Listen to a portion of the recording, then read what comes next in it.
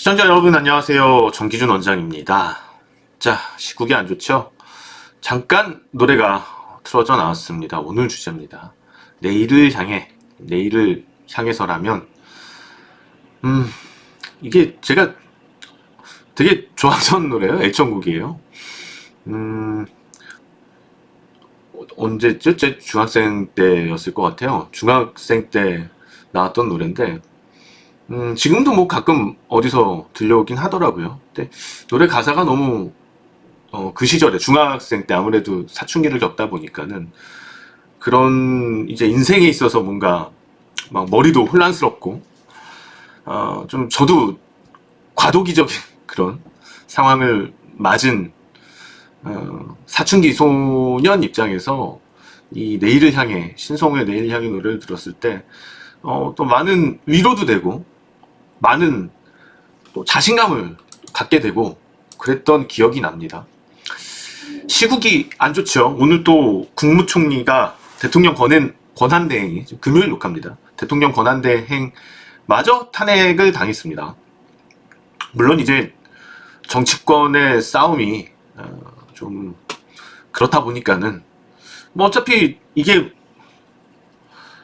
정치적인 문제들이 주식시장에까지 영향을 주면 안 되는데 정치적인 문제들이 지금 주식시장에 큰 영향을 주고 있습니다. 환율이 폭등하죠. 원달러 환율이 폭등한다는 것은 원화 가치가 이게 폭락한다는 얘기거든요. 우리 원달러 환율 동향 먼저 볼까요? 원화 가치가 하락하는 이유를 쉽게 우리는 국가에 대한 가치가 떨어진다고 생각을 하시면 될 것 같습니다. 이게 기존의 달러화가 올라가던 이런 추세적인 것은 미국 경제가 좋고 상대적으로 미국을 제외한 다른 국가들은 경제 상황이 좋지 않았단 말이죠. 그런 영향 때문에 추세적으로 환율이 올라가던 상태였었고, 그리고 미국은 이미 금리 인상이 마무리가 되었고 금리 인하에 대한 그런 상황들이 좀 나오기도 했었죠. 한국하고 미국하고 다른 여러 가지 부분들이 있겠지만은 미국은 기축통화입니다. 한국은 기축통화가 아닙니다. 그래서 어쨌거나 이런 뭐 딱 금융 쪽에서 문제가 생기는 부분이 아니더라도 대외적인 문제 아니면 대내적인 문제, 그런 것들이 환율로서 투기적으로 언제든지 상황이 발생을 하게 됩니다. 이거는 해외 시장을 놓고 본다면은 사실상 경제 위기라든지 그것을 얘기를 하기는 어려울 거예요. 한국만의 문제 때문에 원화 가치가 보시는 것처럼 이렇게 급락한 겁니다. 원달러 환율이 급등했다는 것은 원화 가치가 반대로 상대적으로 하락했다는 것이고, 최근 들어서는 달러화가 급격히 올랐다기보다는 원화 가치가 떨어졌다. 이것은 현재 탄핵 정부 그리고 계엄령 이후에 국가에 대한 신뢰도, 신임도가 추락했기 때문에 나타나는 현상으로 보시면 될 것 같습니다. 아무튼 올해 많은 일들이 있었습니다. 특히 하반기 들어서면서 걷잡을 수 없이 악재들이 쏟아져 나왔습니다. 먼저 가장 많이 꼬였던 부분 중에 하나는 트럼프 당선됐던 것부터 많이 꼬였던 것 같고요. 그리고 이미 뭐 3월부터 계엄을 준비했다는 얘기들이 나오고 있습니다. 생각을 했다. 제가 그런 얘기 한번 어디서 드렸나 모르겠어요. 건물주 만들기에서 드렸는지 유튜브에서 들었는지 모르겠지만은 국군의 날 왜 쉬지? 라는 의문을 가졌었거든요. 국군의 날 왜 쉴까? 뜬금없이. 그래서 그것에 대해서 주변에서도 국군의 날 도대체 왜 쉬는 거지? 라고 많이 물어보기도 하고, 아무 쉴 이유가 없는데 국군의 날. 그래서 좀 그것도 의아하게 생각은 하긴 했습니다. 그러니까 제가 봤을 때는 이미 국정 운영에는 마음이 떠 있었던 거죠. 그러다 보니까는 한국의 경제 상황이 좋아지기는 어려웠었고, 아무래도 대통령 지지율이 바닥을 뚫고 내려가다 보니까는 좀 자존심이 많이 상했던 것 같고, 주변에 보면은 그런 류의 사람들이 있습니다. 이제 아집이 센 사람들은 자존심이 상하면은 무슨 짓을 벌입니다. 그러니까 그것에 대한 것들이 뭐 반국민, 그러니까 일부 극우 유튜버들만을 생각을 하고 그 제외한 모든 대부분의 국민들에 대해서는 국가에 대해서는 좀 생각하지 않고 국정 운영을 하다 보니까 이런 사태, 환율이 원화 가치가 또 이래버리는 모습이 나타났고, 이것은 바로 주식시장에 드러날 수밖에 없는 거죠. 코스피 지수를 보시면 그대로 하반기에 나스닥과 상황이 전혀 다른 모습으로, 뭐 니케이도 오늘은 올랐었고, 니케이도 하반기에 8월의 저점 이후에는 오름 추세를 유지를 했었단 말이죠. 이웃나라 니케이만 하더라도. 나스닥은 계속해서 추세 상승을 이어갔고, 내년에 경제 상황이 좋아서 내년에 금리 인하가 제한될 것이다 라는 뉴스로 하루 빠진 이후에 회복을 했습니다. 한국과는 전혀 거꾸로의 모습을 보여주고 있죠. 부러워만 할 거는 아니라고 보입니다. 자, 막장으로 치닫았습니다. 부총리가 대통령 권한 대행을 수행하게 됐습니다. 현 시간부로요. 지금 녹화는 금요일 6시 50분에 진행이 되고 있습니다. 여러분들한테는 좀 더 늦게 공개가 될 것 같고요. 그리고 뭐 일요일, 토요일 날 시청하시는 분들이 더 많으실 것 같습니다. 암울한 시기를 우리는 2024년 12월에 겪고 있습니다. 암담한 상황. 대통령 한 사람을 잘못 뽑았다는 벌입니다.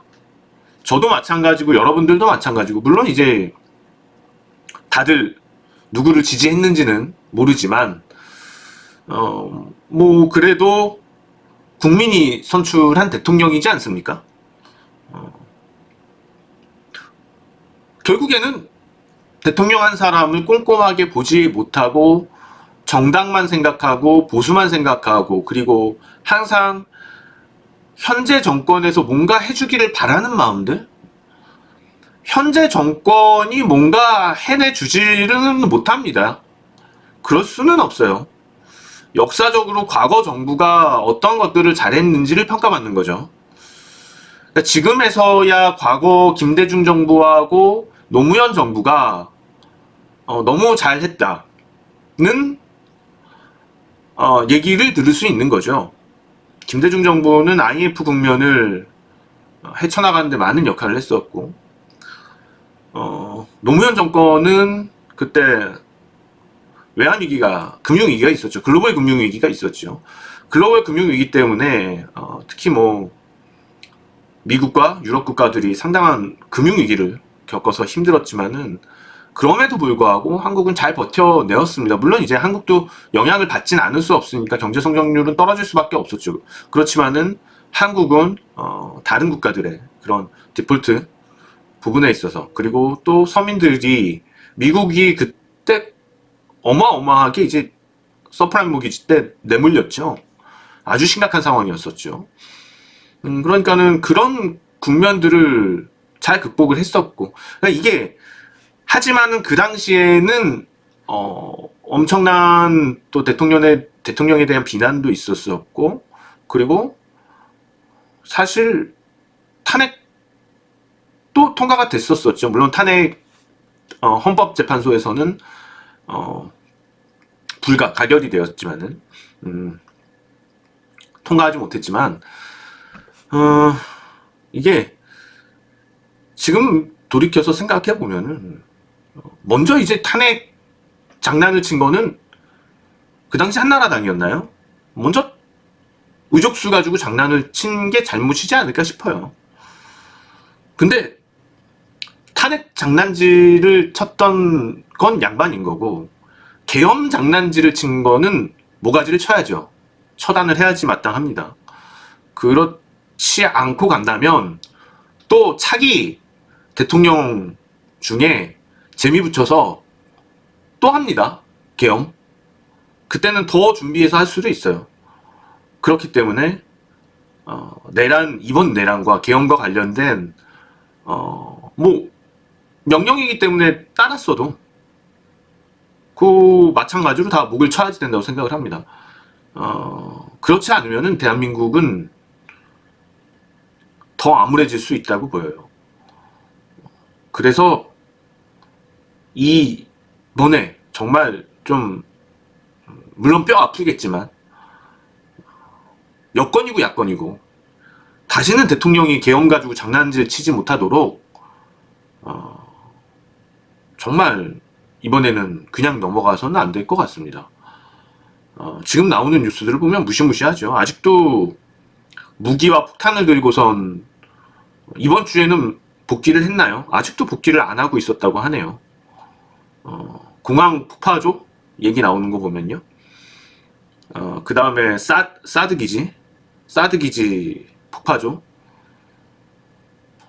너무 무섭죠? 사드 기지면은 미국을 공격을 하겠다는 건데 북한으로 위장을 해서 공격을 하겠다는 거였겠죠. 뭐 공항도 마찬가지고.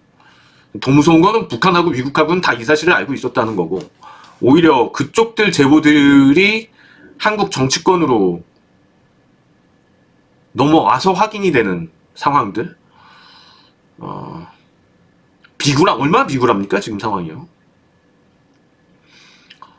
뭔가 좀 우리 국민들도 정신들 좀 차려야 될 것 같아요. 과거 역사에서 우리가 치욕스러울 만한 박정희 때, 그 다음에 전두환 때 민주주의의 치욕을 그렇게 크게 2번이나 겪고선 지금도 그럼에도 불구하고 윤석열을 지지하고 이거는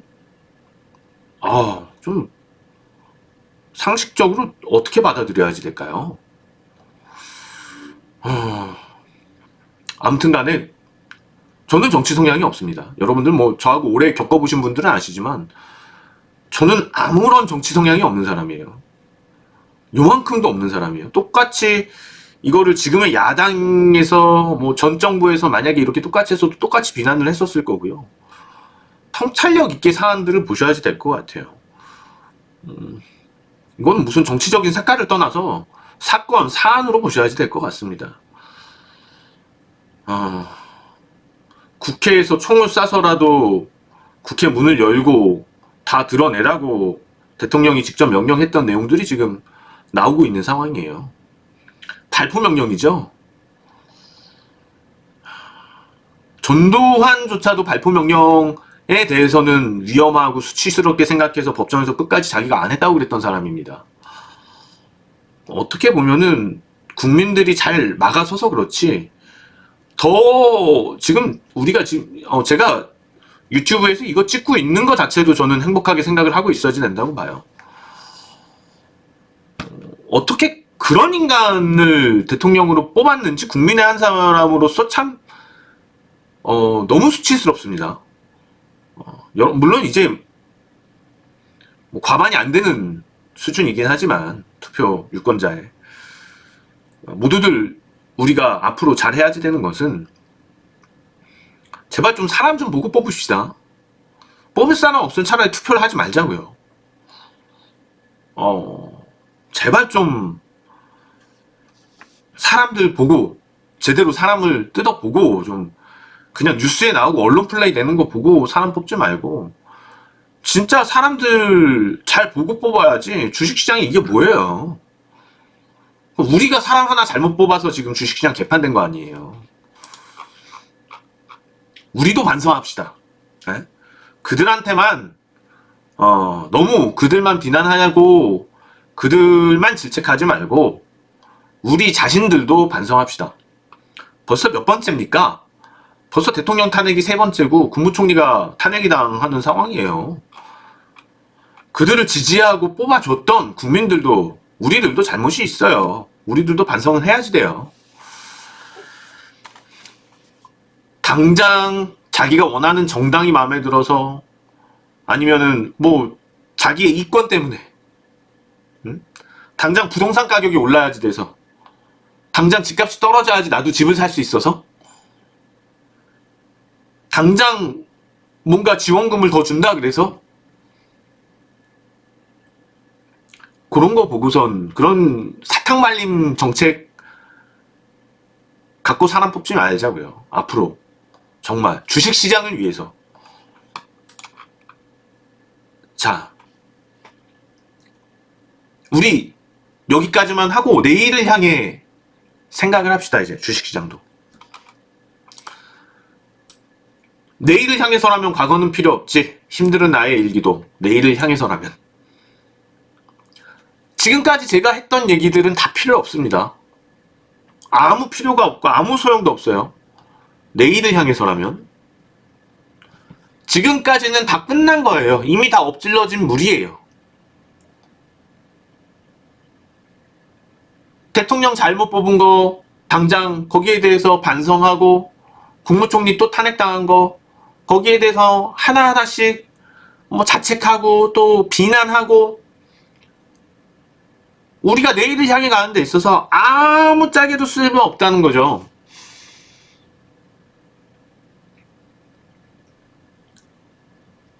이젠 우리는 꿈을 꿔야지 돼요. 희망을 갖고 시장이 잘 될 거라는 기대.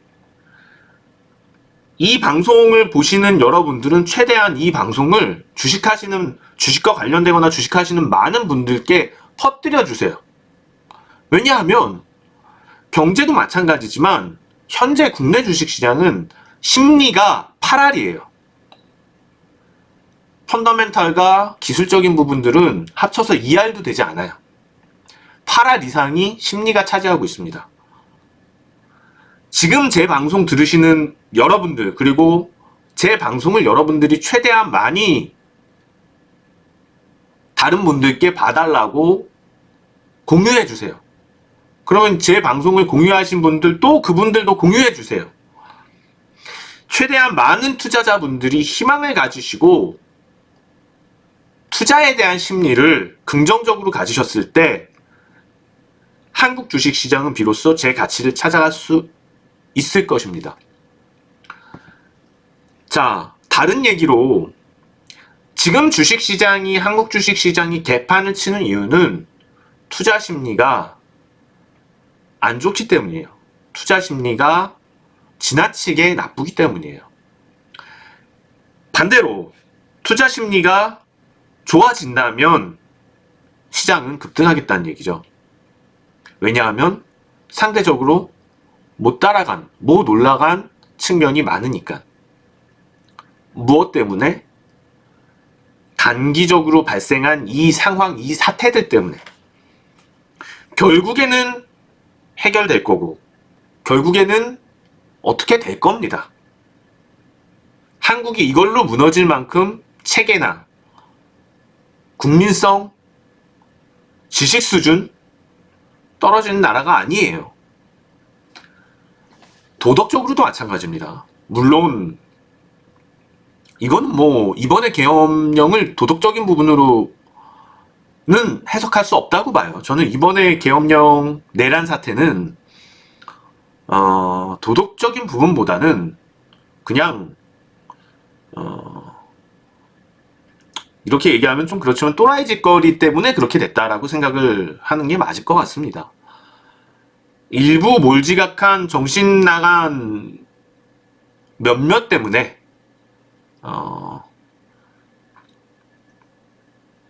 컴플렉스도 가지고 있고, 그들의 특징들은 분명히 큰 컴플렉스를 가지고 있을 겁니다. 그렇지만은 분명히 뭔가 권력은 갖고 있고, 권력을 갖고 있지만 컴플렉스가 있고, 사람들은 그것에 대해서 지지를 해주지 않는 상황에서 사이코가 폭발을 한 겁니다.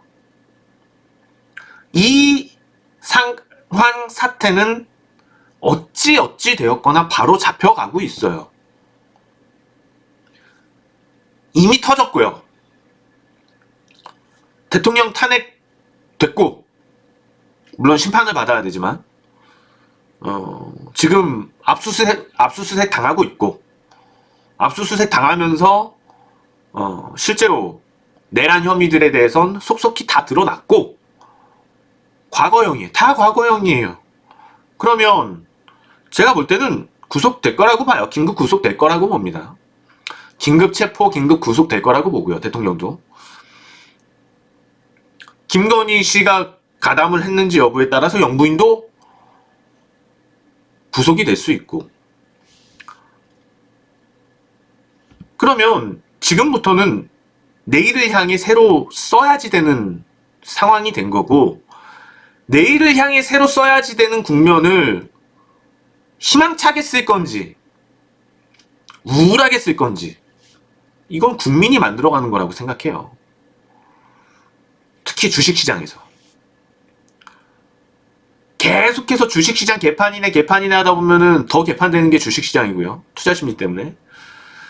그럼에도 불구하고 기회네, 저점이네, 이때 사지 언제 사, 항상 그랬었어. 항상 뭔가 큰 사건들이 터지고 났을 때 가장 최적기였어. 우리는 이 경험을 하루 이틀 하는 게 아니란 말이에요. 응? 팬데믹에서 미국이 봉쇄했을 때죠.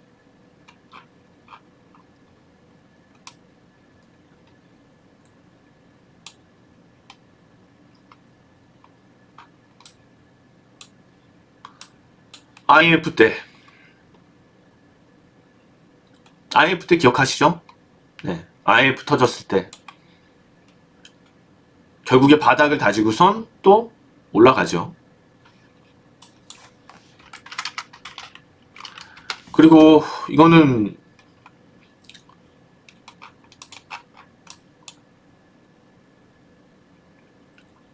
(2001년 9월 11일) 테러 때 저는 이때 성남 서울공항에서 근무를 하고 있었었고요. 군복무 중이었어요. 성남 서울공항에서 군군으로 복무를 했었고 비상이 걸렸습니다. 경계태세 강화가 걸려서 9.11 이때 터지고선 거의 한 달 동안이었을 것 같아요. 저는 이때 장갑차에서 서울공항 정문을 지키고 있었어요. 혹시 모를 사태에 대비해서 장갑차에 혼자서 새벽에 밤새 지켰던 생각이 나네요. 운전병을 하다 보니까는 그런 역할이 주어졌었어요. 그리고 그뿐만 아니고 초소들 이런 데들 다 경계태세 강화돼서 그랬던 기억이 있어요. 아마 지금도 북한이 이런 틈을 타서 어떤 도발을 할지 몰라서 아마도 지금 군의 경계태세 강화가 되어 있지 않을까 생각이 들고요. 그러면은 저도 9.11 때 상당히 고생을 했었거든요. 지금 기억해보면은 잠을 못 자니까 아마도 지금 장병들이 많이 힘들 것 같습니다. 군의 사기도 많이 떨어져 있고요. 응원해주자고요. 자, 어찌됐던 그런 사건들이 있고선 또 시장은 이후에 크게 올라가죠. 팬데믹 때 또 그랬었고. 저는 이번 계기가 한국에는 상당히 좋은 계기라고 생각을 합니다. 그런 측면에서. 언제 또 이런 일이 있겠습니까? 환율이 이렇게 폭등할 수 있는 뻘짓이 언제 또 있겠습니까? 제가 봤을 때 앞으로 최소 10년 안에는 이런 뻘짓거리는 없을 겁니다. 그러니까 역사적으로 몇백 년간 우리 국사, 이제 몇백 년이면 국사가 되겠죠. 국사 교과서에 몇백 년간 남아있을 세기의 뻘짓이다. 그러면 다르게 생각을 해보면 결국에는 누가 다른 대권을 잡을 거고, 지금 사실 한덕수 총리도 아깝긴 해요. 근데 경제부총리도 강직하신 분이시고 똑똑하신 분이시고 경험도 많으신 분이에요. 그런 부분에 희망을 걸어야지 되는 거고요. 결국에는 안정을 찾을 거라는 겁니다. 정국은 안정을 찾을 거고, 그리고 지금 여러분들 주민센터 가보세요. 주민센터 문 닫았어요. 구청 가보세요. 구청 문 닫았어요. 시청 가보세요. 시청 문 닫았어요. 다 잘 돌아가고 있어요. 아무 문제 없이 기업들도 잘 돌아가고 있어요. 뭐 대통령 탄핵 때문에 무기가 덜 팔리고 원전 수출이 안 될 거다 그러는데 개풀 뜯어먹는 소리죠. 기술이 안 되고 가격이 안 되면 안 사요. 기술이 되고 가격이 되면 사요. 대통령이 그거를 팝니까? 기업이 파는 거죠, 지금은요. 대통령은 이미 도장 다 찍을 거 옆에 가서 그냥 콩고물 떨어지는 거 주워 먹고 오는 거예요. 여행할 겸, 걔네 술 좀 먹을 겸.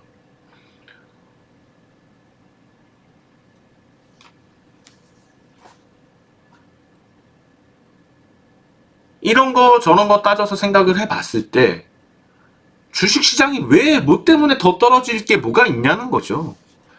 만약에 지금 상황에서 어느 경제의 한 부분에서 디폴트 리스크가 크게 올라간다거나 한다면 대통령이 없고 하더라도 충분히 정부에서 관리할 수 있는 체계가 만들어져 있어요. 그거 언제 만들었나요? 그런 체계들. 김대중 정권 때부터 하나씩 해서 노무현 대통령 때 안정화를 시켰었고 그 뒤로도 계속해서 우리는 IMF를 겪었었기 때문에 많은 노력들을 해오고 있단 말이죠. 그래서 유로존 사태나 미국 서프라임 모기지 사태 때 한국은 크게 망가지지 않았다는 이유예요. 그러면 지금의 이런 일부 몇 명의 또라이 짓거리들 때문에 무너질 나라냐 한국이. 총 들고선 부시고 끄집어내라는데 망치로 부시고 총으로 쏴서 끄집어내라 그러고 공항이고 항만이고 폭파하라고 그러는데 국회의원들 다 끌어내라 그랬었잖아요. 근데 성공했나요? 실패했죠? 왜 실패했나요? 바로 국민들이 몰려들었고 생각 있는 군인들은 소극적으로 행동을 했어요. 이건 미친 짓이라는 걸 알았겠죠. 명령은 나와요. 명령은 국회의원들 다 끄집어내라는 게 명령이었잖아요. 근데 안 끄집어냈어요. 특전사들 왜 못 끄집어냅니까? 할 수 있죠. 연막탄을 치던 전기를 내리던 야투경 다 끼고 왔잖아요. 전기 내리고 끄집어내려면 끄집어내지 왜 못 끄집어냅니까? 명령 이행 안 한 거예요, 군인들이요. 왜냐하면 생각이라는 걸 하고 양심이라는 게 있으니까요. 우리는 그들을 계속 비난만 하고 하기보다는 이번에 계엄에 있어서 물론 두들겨 맞고 있는데 팼다면서요. 못하겠다 그러니까 팼다면서요. 영인형이 팼다 그랬나요? 누가 팼다면서요. 하기 싫다는 사람. 명령 불복종이면은 만약에 계엄이면은 전시 상황인 건데 계엄을 선포했으면 명령 불복종이면 총살이잖아요. 그럼 우리는 구분을 해야지 돼요. 그거 구분을 해서 아무리 계엄에 동원이 됐다 하더라도 지켜줘야지 됩니다. 그런 양심 있는 군인들 그리고 적극적인 국민들이 있었기 때문에 우리 이렇게 앉아서 유튜브 여러분들 이런 유튜브들 시청할 수 있는 거고요. 또 좋은 증권 정보 이렇게 시청할 수 있으시는 겁니다. 참 저도 반성을 많이 하게 돼요. 그런 걸 보면서 자 그래서 주식시장이 어떻게 될 건데 올해는 어쩔 수 없죠. 뭐 이제 그러나 제가 생각하는 내년은 희망적입니다. 많이 희망적입니다. 자, 먼저 오늘 시황을 보자고요. 오늘 시황에서 SK하이닉스가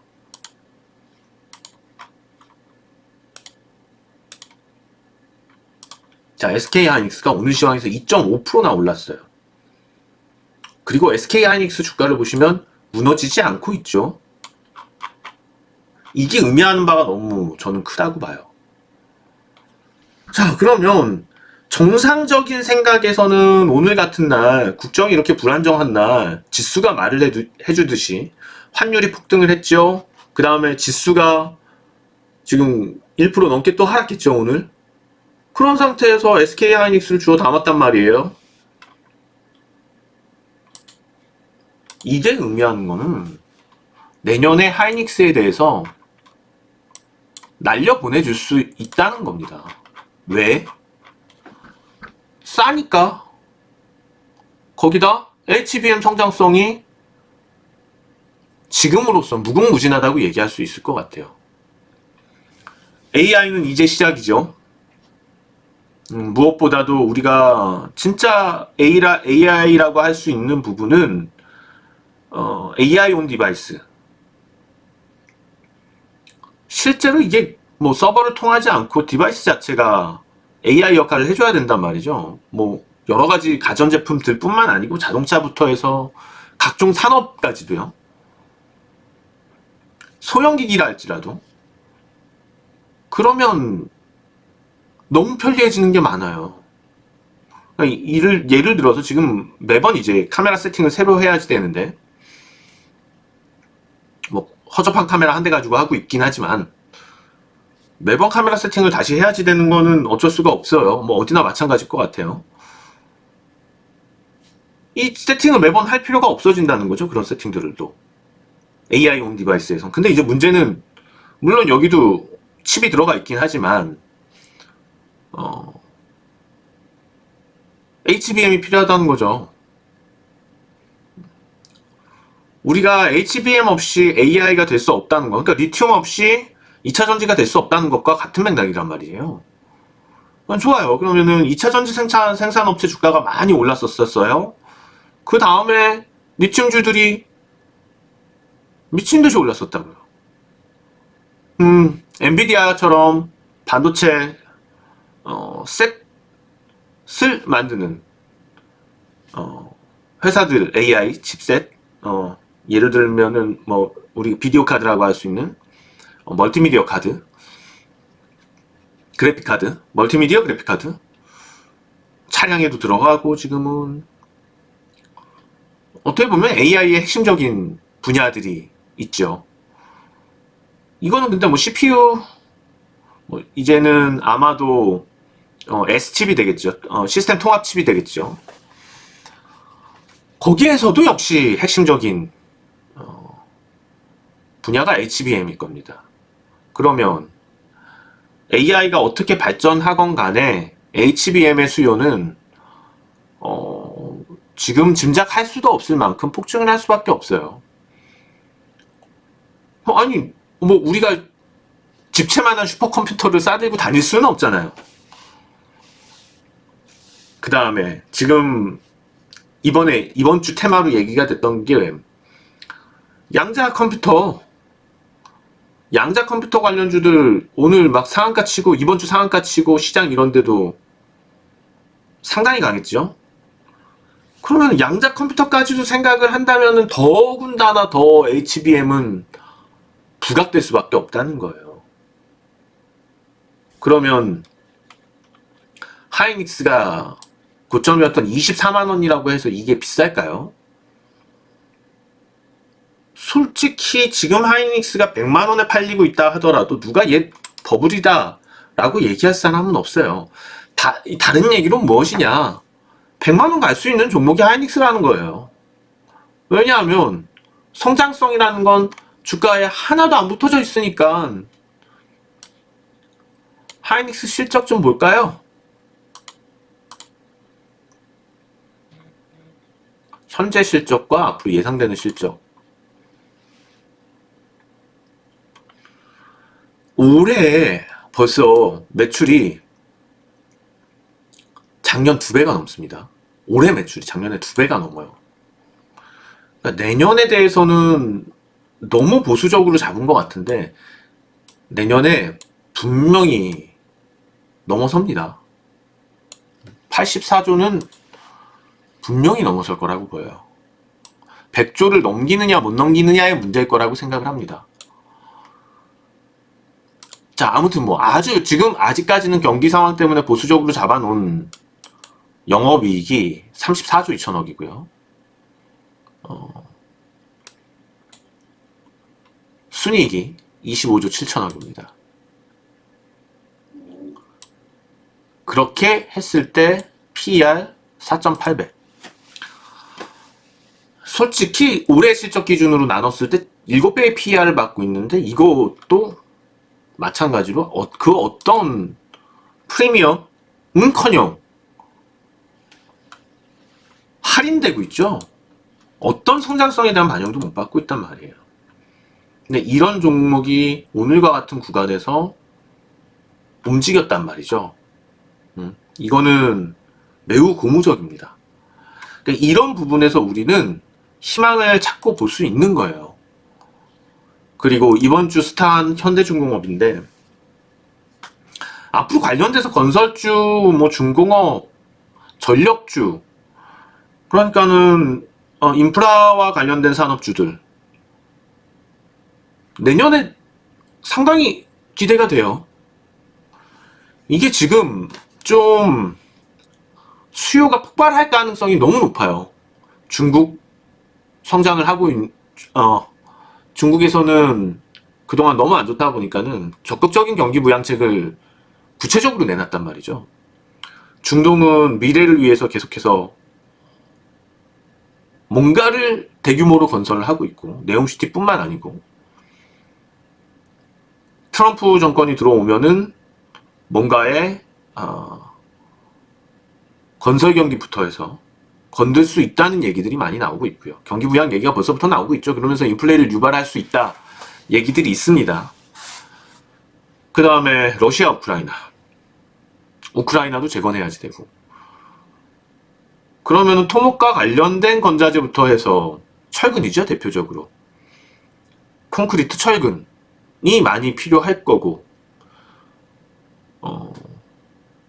그 다음에 중공업, 뭐 기타 플랜트들, 이런 부분들이 전 세계적으로 품귀 현상까지 일어날 수도 있어요. 그러면 사실상 한국은 그런 분야에 있어서 강점이 있기 때문에 기술에 대한 수출이 많을 거고요. 먼저 전 그 부분에 좀 주목을 해봐야 될 것 같아요. 이제 그런 종목들이 성장성을 띠고, 벌써 이제 현대중공업은 물론 이제 미국에서 공조 얘기를 꺼냈죠. 그런 상태에서 우방국들은 중국산 선박에 대한 어떤 수요를 좀 자제를 할 수 있다고 보고요. 그렇다면은 한국과 일본인데 한국이 더 강하죠, 지금요.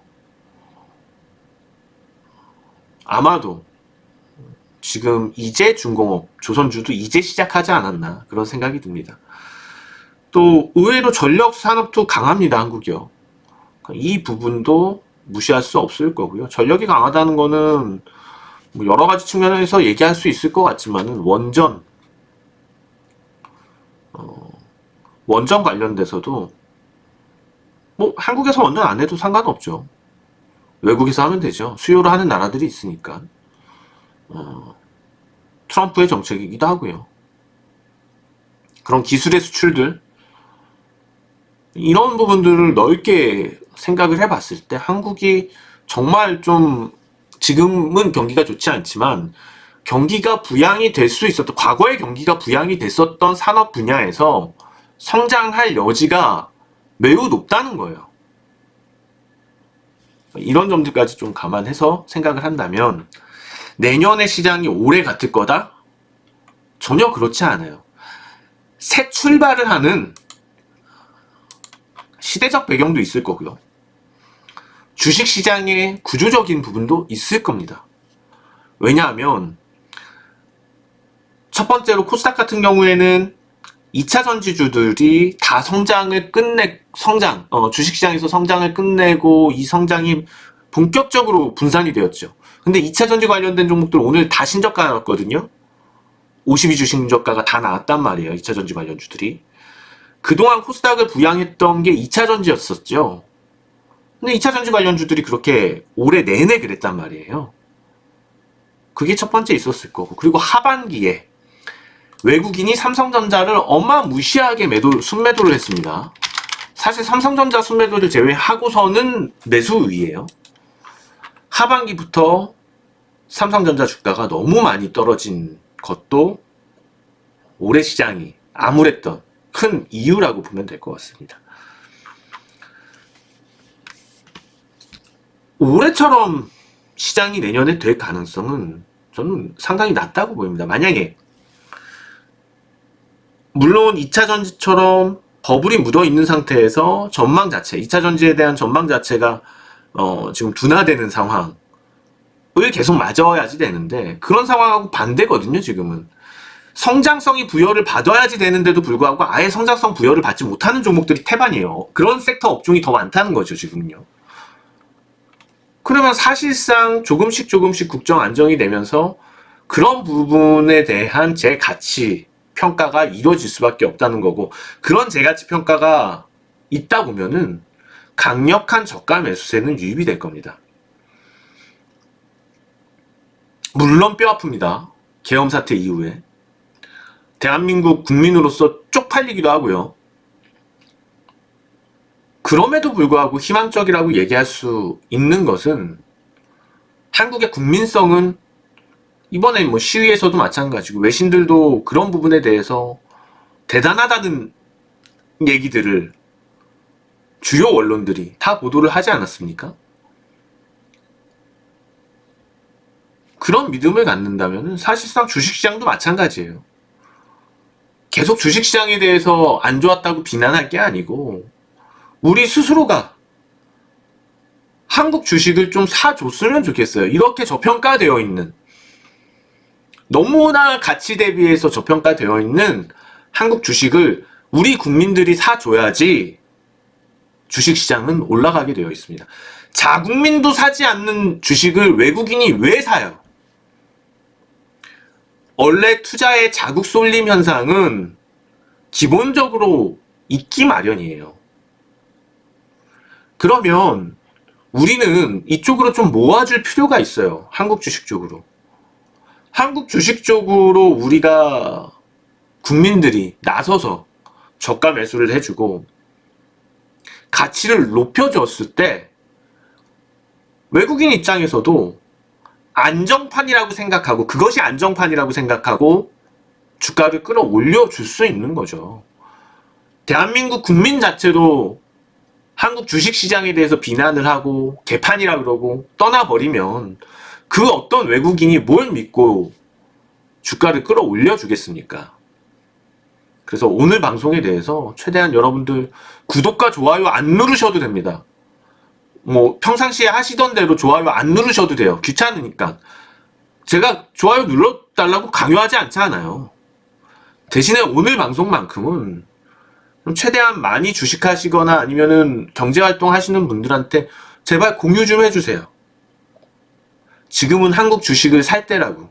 왜냐하면 그런 이유들을 들어서 항상 가장 큰 위기가 지나가고 났을 때 한국 주식시장은 화랑을 보였습니다. 가장 가까운 예로 팬데믹이 있었고요. 그러면은 만약에 올해 이 계엄을, 사이코들의 계엄을 액땜했다고 치부한다면 내년부터 국내 주식시장은 최소한 2년 동안은 급경사를 만들어서 올라갈 여지가 다분하다고 보입니다. 저는 분명히 그 부분은 희망적이고 반드시 내년에는 우리 투자자들, 국민들만 주식시장에 대해서 상장되어 있는 기업들 믿어주시고 주식시장에 대해서 좀 더 신뢰해 주시고, 사실 저평가는 거 사실이잖아요. 왜? 기업들은 멀쩡해요. 기업들은 잘했어요. 이것저것. 다만 누구들이 잘못한 거죠. 그러면 우리는 또 이용해야 됩니다. 이런 것들을 이용을 해서 지금 쌀 때 사둬야 된다. 사실상 금융위기나 여기서 더 극단으로 갈 가능성 이제는 제로입니다. 2차 계엄 할 수도 없고요. 한다 해도 누가 말 듣는 군인이 있지도 않을 거고요. 자, 믿음을 갖고 신뢰를 갖고 한국 주식시장을 다 같이 응원합시다. 자, 여러분 새해 복 많이 받으시고요. 저는 이제 내년이네요. 내년에 찾아뵙도록 하겠습니다. 올 한 해도 많은 시청해 주셔서 감사합니다. 새해 복 많이 받으십시오. 정기준 원장이었습니다. 고맙습니다.